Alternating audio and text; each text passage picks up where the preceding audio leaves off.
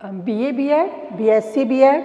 और BEd second year में ज्ञान और पाठ्यक्रम सब्जेक्ट को मैं पढ़ा रही हूँ। इसमें हमने इससे पहले पाठ्यचर्या के निर्माण से संबंधित प्रक्रियाओं को पढ़ा था। किस प्रकार से हम पाठ्यक्रम का निर्माण करते समय उद्देश्यों का ध्यान रखते हैं, किन उद्देश्यों की पूर्ति के लिए हमें पाठ्यक्रम का निर्माण किया जाना है या हमें करना है, किस तरह के पाठ्यक्रम का निर्माण करना है। तो इस तरह से हम पहले से यह निर्धारित कर लेते हैं कि हमारे क्या लक्ष्य हैं, हम विद्यार्थियों को किस क्षेत्र के अनुकूल बनाना चाहते हैं या किस व्यवसाय में उनकी रुचि है, उस व्यवसाय के अनुसार उस व्यवसाय को पूर्णतया से वह सीख जाएं। इस तरह से उनके उस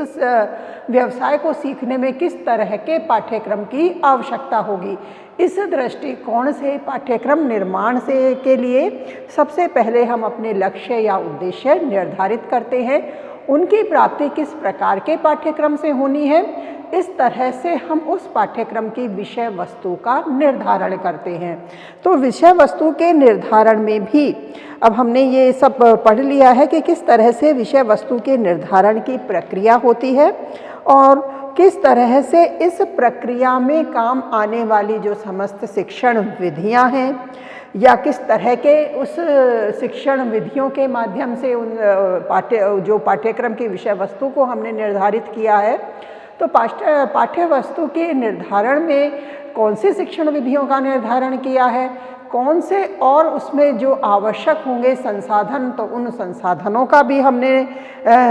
निश्चित किया है कि ये वह संसाधन, इसमें अमुक संसाधन प्रयोग में लिए जाने हैं। इस तरह के कुछ संसाधनों की पहचान करके हमने पाठ्यक्रम की उस पाठ्य वस्तु को बालकों तक संप्रेषित करने के लिए इस तरह का निर्धारण हम पूर्व में ही कर लेते हैं। और भी कई चीज़ें हैं, जैसे पाठ्यक्रम को तैयार करने के बाद उसका पूर्व निरीक्षण भी कर लिया जाता है कि जैसे कुछ लक्षित छात्र हैं वहाँ हम पाठ्यक्रम को संप्रेषित करके देखते हैं और उसका मूल्यांकन करके देखते हैं कि अमुक पाठ्यक्रम जो हमने हमारे लक्ष्य निर्धारित किए हैं, क्योंकि सबसे पहले आवश्यक क्या होता है, हमारे लक्ष्यों की पूर्ति। क्योंकि शिक्षा भी क्या है, शिक्षा क्या करती है, जो हमारे लक्ष्य हैं उनकी प्राप्ति करवाने में हमारी मदद करती है। और शिक्षा के माध्यम को पूर्ण करने के लिए या कहें कि शिक्षा प्राप्ति के लिए पूर्ण रूप से एक आवश्यक हो जाता है कि शिक्षा किस आधार पर दी जाए, क्या माध्यम हो उसका, या जो लक्ष्य हमें प्राप्त करने हैं उन्हें किस तरह से प्राप्त किया जाए, उसी के लिए आधार होता है पाठ्यक्रम। यही क्या बनता है, माध्यम बनता है। और इस पाठ्यक्रम के माध्यम से ही इन लक्ष्यों की प्राप्ति की जाती है। तो इनका निर्धारण इन लक्ष्यों की प्राप्ति के लिए ही किया जाता है।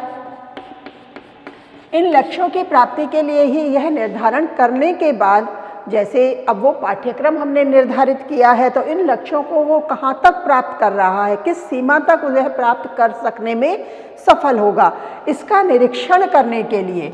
इसी के निरीक्षण के लिए हमें क्या करना होता है, पाठ्यक्रम को पूर्व परीक्षण के लिए या कहें पूर्व मूल्यांकन के लिए, पूर्व निरीक्षण के लिए, पूर्व परीक्षण के लिए कुछ लक्षित छात्र होते हैं, उन पर प्रशासित किया जाता है। कुछ छात्रों का समूह होता है जिनको हमने निर्धारित किया है कि हम इन छात्रों के माध्यम से इसका मूल्यांकन कर सकते हैं। तो लक्षित छात्रों के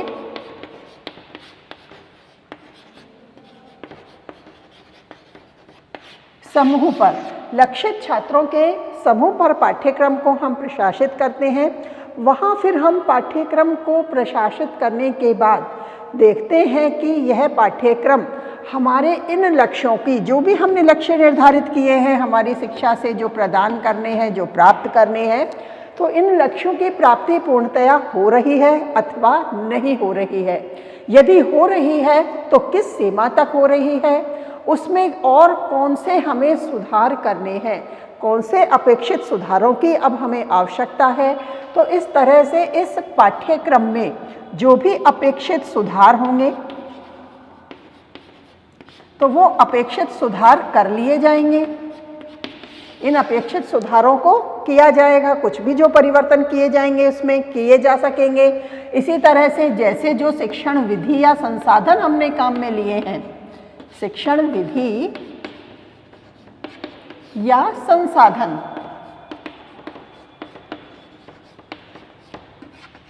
जो भी शिक्षण विधि या संसाधन हमने पाठ्यक्रम को संप्रेषित करने के लिए काम में लिए हैं वो सफिशिएंट है, पर्याप्त हैं, विद्यार्थियों को की आवश्यकताओं को पूर्ण करने में एक तरह से पूरी सहायता कर रहे हैं, मदद कर रही है। यदि ऐसा नहीं है या शिक्षण विधि या संसाधन पाठ्यक्रम के लक्षित उद्देश्यों की प्राप्ति करने में कहीं कुछ कठिनाई उत्पन्न करते हैं या लक्ष्यों की प्राप्ति में पूर्णतया सहायक सिद्ध नहीं हो रहे हैं, तो वहाँ हम इन शिक्षण विधियों और संसाधनों में भी परिवर्तन कर सकते हैं। इस तरह से पूर्ण प्रक्रिया के बाद ही, जैसे हम ये पूर्व परीक्षण करके देख लेते हैं पाठ्यक्रम में, तो पूर्ण इस प्रक्रिया के बाद ही इस तरह से परिवर्तन करके जो भी अपेक्षित आवश्यक होता है परिवर्तन या सुधार करना, उसे करने के बाद हम पाठ्यक्रम को लागू करते हैं और उस पाठ्यक्रम के माध्यम से ही जो भी निर्धारित लक्ष्य होते हैं शिक्षा के, उनकी प्राप्ति की जाती है। अब हम आगे जो प्रक्रिया पढ़ रहे हैं, ये तो सारी पाठ्यक्रम के निर्धारण की प्रक्रिया थी कि किस तरह से पाठ्यक्रम का हम निर्धारण करते हैं, किस तरह से पाठ्यक्रम को तैयार किया जाता है, उसकी विषय वस्तु होती है, उसके उद्देश्य होते हैं, उसकी शिक्षण विधियां होती हैं, किस तरह से उसका इनके सबके बाद मूल्यांकन किया जाता है, मूल्यांकन के बाद भी अपेक्षित आवश्यक सुधार या आवश्यकताओं की पूर्ति की जाती है। उसके बाद भी पाठ्यक्रम जब लागू कर दिया जाता है, अब पाठ्यक्रम जब लागू हो जाता है तो उसके बाद भी एक प्रक्रिया और आ जाती है लागू होने के बाद। अब पाठ्यक्रम हमने लागू किया है, कुछ ना कुछ उसमें नवाचार भी लागू किए हैं। कुछ शिक्षक इस तरह के भी होते हैं कि जैसे बहुत समय से वो पुराने पाठ्यक्रम के आधार पर ही अपना शिक्षण कार्य करते आ रहे हैं। अब नवाचार अपनाने में कहीं उन्हें कोई कठिनाई अनुभव होती है, कहीं कोई दिक्कत होती है, तो ऐसे स्थिति में नवीन जो पाठ्यक्रम है, पाठ्यक्रम का जो नवीन रूप है, उसे लागू करने में भी कहीं कुछ बाधाएं उपस्थित होती हैं। तो इस दृष्टि से पाठ्यक्रम के निर्माण के मार्ग में बहुत सारी बाधाएं भी आती हैं और इस तरह का प्रश्न भी एग्जाम में पूछा जाता है कि पाठ्यक्रम के निर्माण में आने वाली जो प्रमुख बाधाएं हैं उनका वर्णन कीजिए। तो इस दृष्टि से जैसे कि अब हमने ये सारी प्रक्रिया पढ़ी है, तो इसी प्रक्रिया के आधार पर पाठ्यक्रम के निर्माण के बाद उसे लागू करने में या कहें कि निर्माण करते समय भी इन बातों का ध्यान रखा जाता है कि किस तरह की बाधाएं सामने आएंगी। तो इस तरह से पाठ्यक्रम के निर्माण में आने वाली जो प्रमुख बाधाएं हैं उनका भी हम अध्ययन कर लेते हैं।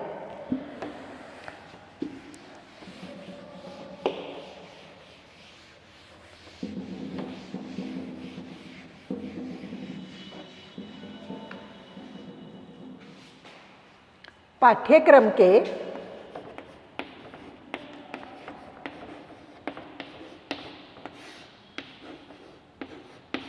निर्माण में आने वाली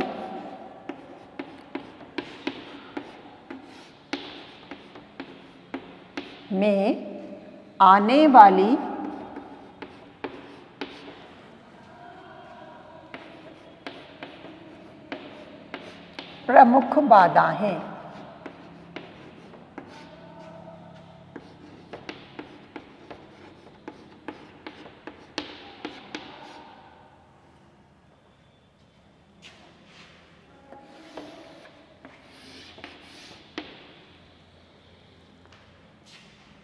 पाठ्यक्रम के निर्माण में आने वाली जो प्रमुख बाधाएं हैं, जैसा कि मैंने अभी बताया कि कुछ शिक्षक शिक्षण कार्य बहुत समय से कर रहे हैं, तो जिस तरह से वो शिक्षण कार्य करते आए हैं इसी तरह की उन्हें हैबिट भी हो जाती है, आदतन वो उस प्रक्रिया को या उन शिक्षण विधियों को बदलना नहीं चाहते हैं, किसी परंपरा के प्रति वो लगे रहते हैं या उसी के प्रति उनका झुकाव होता है। तो इस दृष्टि से पाठ्यक्रम के निर्माण में बहुत सारी बाधाएं उपस्थित हो जाती हैं। अब पाठ्यक्रम के निर्माण के मार्ग में आने वाली जो अनेक बाधाएं हैं, इन्हीं के कारण जो पाठ्यक्रम का अपेक्षित रूप है, जो हम चाहते हैं, जिस रूप में उसे लागू करना चाहते हैं, वह प्रक्रिया संपन्न नहीं हो पाती है। और इसी में लिए इन बाधाओं को दूर करने के लिए पाठ्यचर्या का निर्माण करते समय इन समस्त बातों का भी ध्यान रखा जाता है। जैसे कि पाठ्यक्रम के निर्माण में जो हम बात कर रहे हैं कि किस तरह से शिक्षण कार्य के प्राचीन परंपरा के प्रति ही झुकाव होता है, तो उस झुकाव का भी ध्यान रखते हुए पाठ्यक्रम का निर्माण किया जाना चाहिए। परंपरा के प्रति प्रेम एवं झुकाव, यह एक प्रमुख बाधा है। सबसे पहले इसी को लिख लेते हैं। परंपरा के प्रति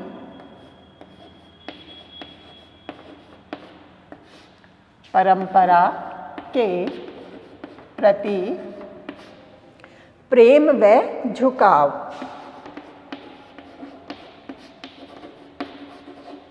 ये एक मुख्य बाधा है जो कि पाठ्यक्रम के निर्माण में सक्रिय होती है।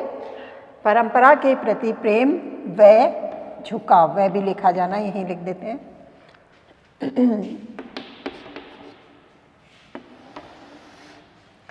किस तरह से शिक्षण कार्य करते समय, जैसे कि पाठ्यचर्या में सम्मिलित होने वाले जो भी प्रकरण हैं, जो समस्त प्रकरण हैं या जो अंतर वस्तु है, जो भी विषय वस्तु उसमें सम्मिलित की गई है, उसका किसी न किसी आधार पे, कोई ना कोई आधार पे कुछ ना कुछ उसका औचित्य अवश्य होता है। ये नहीं है कि पाठ्यक्रम में कुछ पाठ्य वस्तु हमने इस तरह की रख दी हैं कि जैसे विद्यार्थियों को उस पाठ्य वस्तु से किसी प्रकार का कोई लाभ नहीं होगा। ऐसा नहीं होता है, कोई ना कोई उद्देश्य लेकर ही उसमें उस अंतर वस्तुओं को रखा जाता है। और कुछ जो भी प्रकरण हैं, कुछ समय बाद स्वाभाविक है, वो प्रकरण एक समय होता है जब उनका औचित्य होता है, और समय के परिवर्तन के साथ ही उन प्रकरणों का औचित्य धीरे धीरे कहीं ना कहीं कम होता जाता है, या रहता है कि एक समय आने पर उनका कोई औचित्य नहीं रह जाता है, बदल जाता है। और इसीलिए वो पाठ्यचर्या के अंग बने रहने में फिर उन्हीं आधार पर या उन्हीं प्रकरणों को फिर आगे लिया जाना या उसी तरह से पढ़ाए जाना उन प्रकरणों को, तो वहाँ पाठ्यचर्या बोझिल हो जाती है, क्योंकि विद्यार्थियों के मतलब की नहीं रहती, उनके उद्देश्यों की पूर्ति नहीं कर पाती। तो इस दृष्टि से भी जैसे परंपराओं के प्रति झुकाव की जो प्रक्रिया है, इस दृष्टि से ही उन पाठ्यचर्या के जैसे पाठ्यचर्या के वो जो भी ऐसे प्रकरण हैं, उनको उनमें रखा जाता है, उन्हें अलग नहीं किया जाता। यह किसी कारण से कि परंपरा के प्रति शिक्षण कार्य में जैसे जो शिक्षक है उनका उनके प्रति या निर्माण करने वाले हैं, उनका किस प्रकार उनके प्रति झुकाव होता है। इस कमी को समस्त स्तरों पर पाठ्यचर्याओं का शैक्षिक कार्यक्रमों में अनुभव किया भी जाता रहा है। ऐसे प्रकरण जो पाठ्यचर्या के आकार को केवल विस्तृत करते हैं, केवल बड़ा करते हैं, लेकिन उनका कोई लाभ नहीं होता है, ऐसे प्रकरणों को पाठ्यचर्या के निर्माण करते समय अलग रखना चाहिए। उनके औचित्य को ध्यान में रखते हुए ही उन्हें पाठ्यक्रम में सम्मिलित करना चाहिए, अन्यथा उन्हें पाठ्यक्रम की विषय वस्तु से पृथक किया जाना चाहिए। उन्हें पाठ्यचर्या से हमें निकाल देना चाहिए। उनके स्थान पर कोई ना कोई इस तरह की विषय वस्तु या अंतर वस्तु को रखा जाना चाहिए जो कि पाठ्यक्रम में उपयोगी हो विद्यार्थियों के लिए और समय के अनुकूल भी हो। तो इस दृष्टि से पाठ्यक्रम में परंपरा के प्रति झुकाव और प्रेम भी एक पाठ्यक्रम के निर्माण में प्रमुख बाधा का कार्य करती है। अब दूसरी हम बात करें आस्थाओं और सिद्धांतों के प्रति बद्धता में भी कमी। आस्थाओं एवं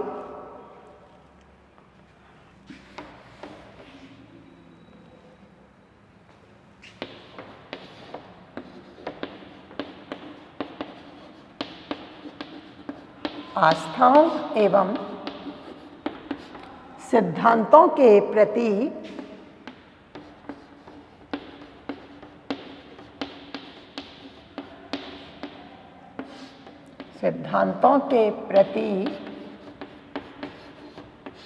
प्रतिबद्धता में कमी।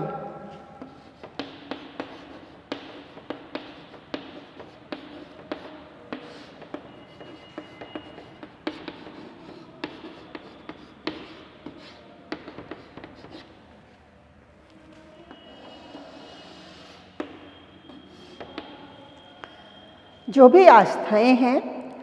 जो सिद्धांत हैं, कोई भी कार्यक्रम है, कोई भी योजना है, तो किसी भी योजना और कार्यक्रम को सफल बनाने के लिए उसके लिए प्रतिबद्ध होना आवश्यक होता है। उसे किस प्रकार से क्रियान्वित करना है, किस प्रकार उसके वो समर्पण का भाव चाहता है, किस तरह से उसे पूर्ण किया जाना है, तो इसलिए इसी तरह से उस कार्यक्रम के प्रति प्रतिबद्ध होना चाहिए। किसी भी कार्यक्रम की सफलता है उसकी आस्था, दृढ़ता और उसके सिद्धांतों के प्रति प्रतिबद्धता पर ही निर्भर करती है। कोई भी हम नवीन परिवर्तन करना चाहते हैं, जैसे कि हम तो मुख्य रूप से किसकी बात कर रहे हैं, पाठ्यक्रम की ही बात कर रहे हैं। तो पाठ्यक्रम में किसी भी प्रकार का हम ये एक तरह से उदाहरण के रूप में किसी भी कार्यक्रम के लिए, किसी भी कार्य के लिए कहा जा सकता है, कोई भी नवीन परिवर्तन है उसे लागू करने के लिए उसमें विशेष प्रयास की आवश्यकता होती है। इसी तरह से जो भी नवीन परिवर्तन हम कर रहे हैं, तो नवीन परिवर्तन करते समय पाठ्यक्रम में भी, जो पाठ्यक्रम में नवीन परिवर्तन करने वाले कोई भी जैसे शिक्षक है या कोई कार्यकर्ता है या कोई विशेषज्ञ है, कई लोग हो सकते हैं, उनकी भी एक समिति होती है कि कौन लोग इस पाठ्यक्रम में परिवर्तन करेंगे, किस तरह से उनके निर्माण का ध्यान रखेंगे। तो इस तरह से जो विशेषज्ञों की समिति होती है या कार्यकर्ता हैं, तो उन कार्यकर्ताओं की भी जो विश्वास है, जो उनकी आस्थाएं हैं, जो उनके सिद्धांत हैं, उसका प्रभाव भी स्वाभाविक रूप से पाठ्यक्रम पर पड़ता है कि उनकी क्या सोच है, क्या समझ है, किस तरह से नवीन परिवर्तनों के प्रति वो प्रतिबद्ध हैं या प्राचीन परंपरा से ही वो जुड़े रहे हैं या किस तरह के परिवर्तन की अपेक्षा वो चाहते हैं। तो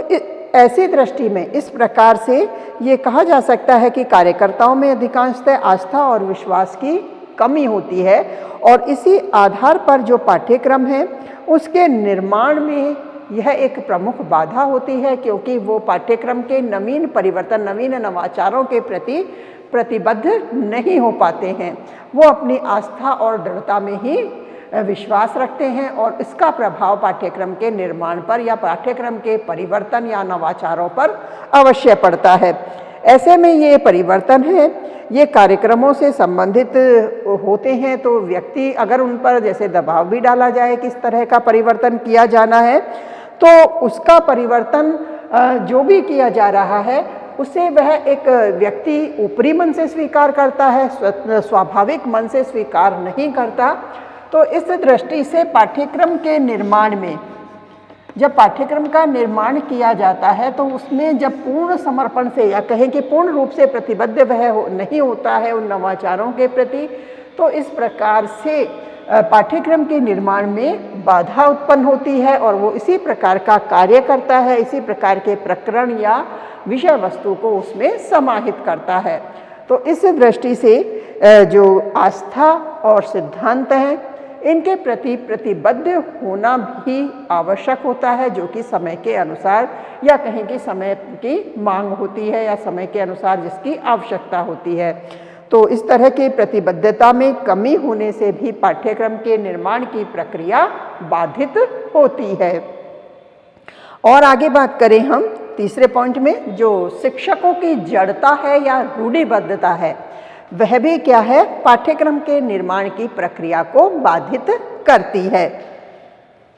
शिक्षकों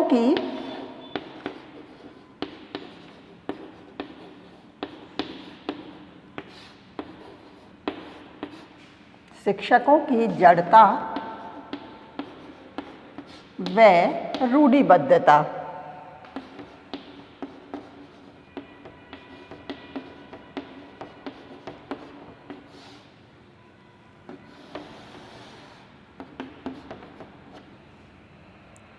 अब जड़ता और रूढ़िबद्धता भी लगभग इसी बात से संबंधित हो जाती है कि किस तरह से वो परंपरा के प्रति रूढ़िबद्ध रहते हैं। जिस परंपरा को घसीटते चले आ रहे हैं उसी परंपरा से आगे भी शिक्षण कार्य करते रहना चाहते हैं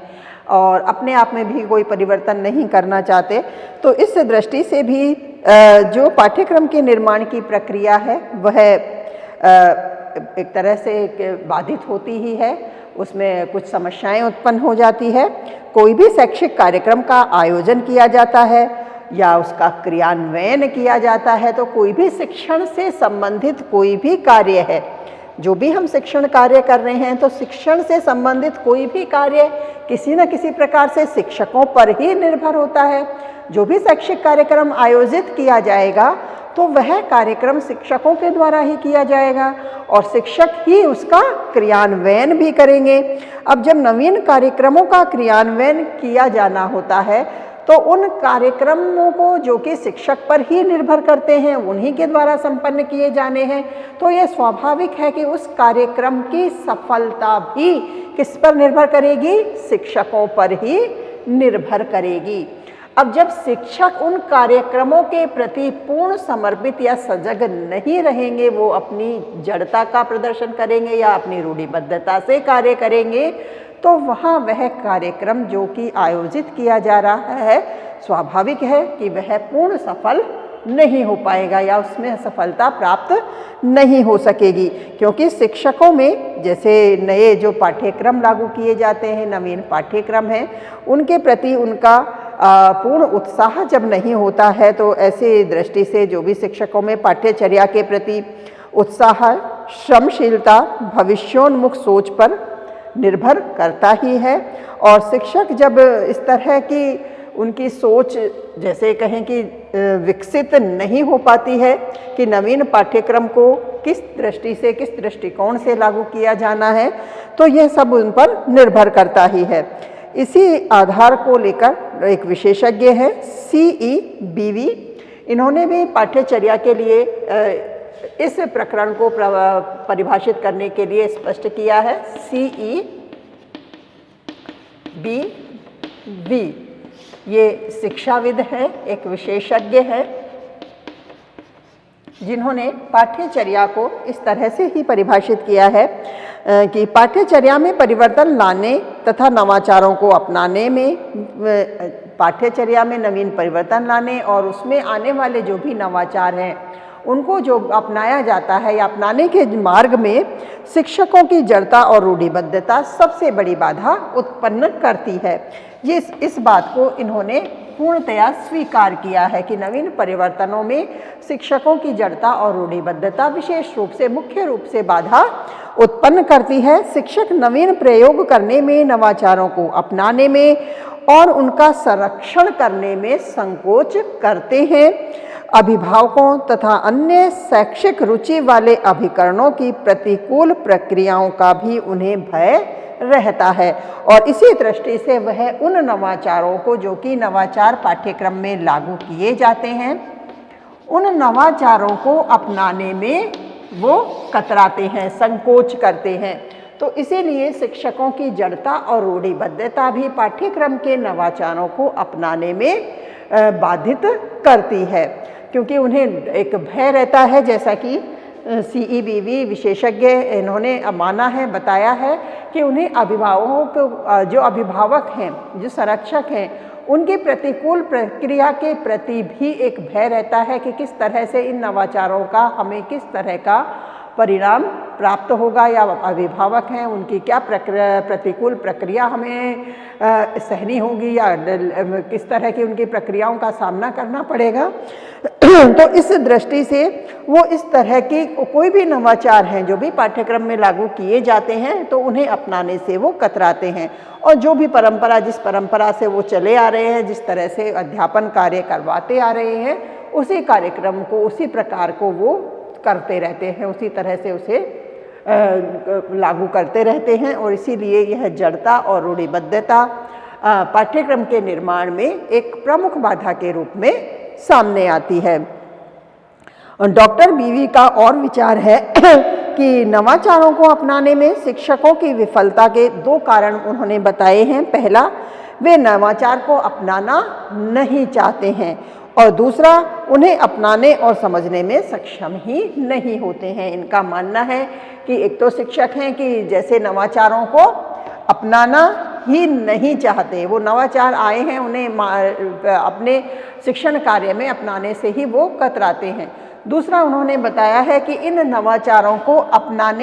अपनाएंगे तो शिक्षक जब वो उन्हें समझने का प्रयास करेंगे या समझेंगे। कुछ शिक्षक ऐसे होते हैं कि वह नवाचारों के प्रति किसी प्रकार की अपनी कोई प्रक्रिया नहीं देते, उन्हें समझने का ही प्रयास नहीं करते कि किस तरह से इन नवीन परिवर्तनों से विद्यार्थियों को फायदा होगा, उनका को किस तरह से लाभ होगा। तो इन प्रक्रियाओं को हमें अपनाना चाहिए। इस दृष्टिकोण में वो बिल्कुल उदासीन होते हैं, वो सक्षम ही नहीं होते कि इन नवाचारों को समझकर विद्यार्थियों तक उन परिवर्तनों के आधार पर पाठ्यक्रम को लागू कर सकें। तो इस दृष्टि से CEBV विशेषज्ञ हैं, इन्होंने शिक्षकों की जड़ता और रूढ़िबद्धता को नवाचारों को लागू करने में या पाठ्यक्रम के निर्माण में इस प्रक्रिया को एक मुख्य रूप से बाधा इन्होंने बताया है, क्योंकि कुछ शिक्षक इसे अपनाना नहीं चाहते, कुछ अपनाने का प्रयास करेंगे भी तो जब जैसे कि वो उसे अपनाने में के प्रति सक्षम हो पाएंगे। अब आगे और जैसे हम बात करें पाठ्यक्रम के निर्माण की प्रक्रिया में प्रमुख रूप से जैसे कहें कि जो नियोजन व्यवस्था होती है, यानी एक तरह से किस तरह से उसकी योजना बनाई जाए, किस तरह से उसकी प्लानिंग की जाए, तो यह भी समुचित नियोजन करना, पाठ्यक्रम की समुचित नियोजन व्यवस्था भी पाठ्यक्रम के निर्माण में अगर सही नियोजन व्यवस्था नहीं होगी, सही प्लानिंग नहीं होगी, तो वह भी मुख्य रूप से बाधा का कार्य करती है।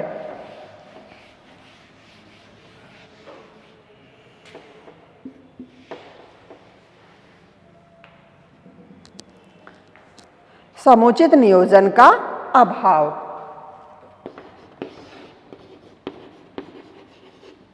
समुचित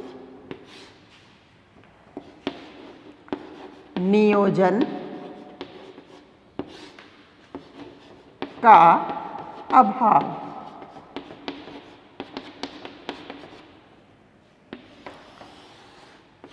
सही उचित रूप से यदि पाठ्यक्रम प्रक्रिया में नियोजन नहीं हो पाता है तो भी पाठ्यक्रम के निर्माण में बाधा उपस्थित होती है।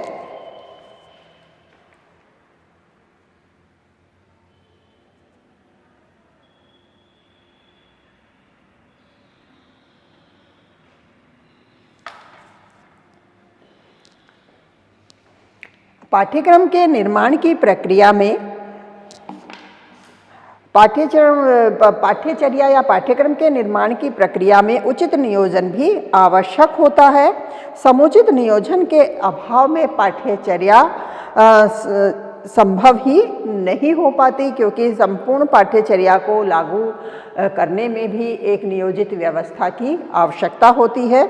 इसके अतिरिक्त परिवर्तन के प्रति भी प्राय सभी क्षेत्रों में एक मनोवैज्ञानिक अवरोध की भावना भी पाई जाती है, क्योंकि सबकी मानसिक स्थिति है वह भी, जैसे अब तक हम जो पढ़ते आ रहे हैं, हमने 3 पॉइंट्स पढ़े हैं कि किस तरह से उनकी मेंटेलिटी भी यही होती है कि जो कार्य प्रारंभ से चला आ रहा है उसी क्रम में वो आगे बढ़ते रहें, नवाचारों को अपनाने में कतराते हैं। तो इस दृष्टि से मनोवैज्ञानिक अवरोध की भावना भी परिवर्तनों के प्रति पाई जाती है।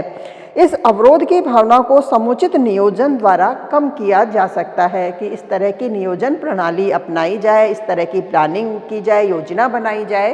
कि उन्हें, जैसे कि हमने इसमें पढ़ा था कि शिक्षक कुछ अपनाना नहीं चाहते, कुछ अपनाने के लिए सक्षम ही नहीं होते, तो इस तरह की योजना तैयार की जाए कि जो अपनाना नहीं चाहते तो उन्हें उनके प्रति, नवाचारों के प्रति प्रेरित किया जाए,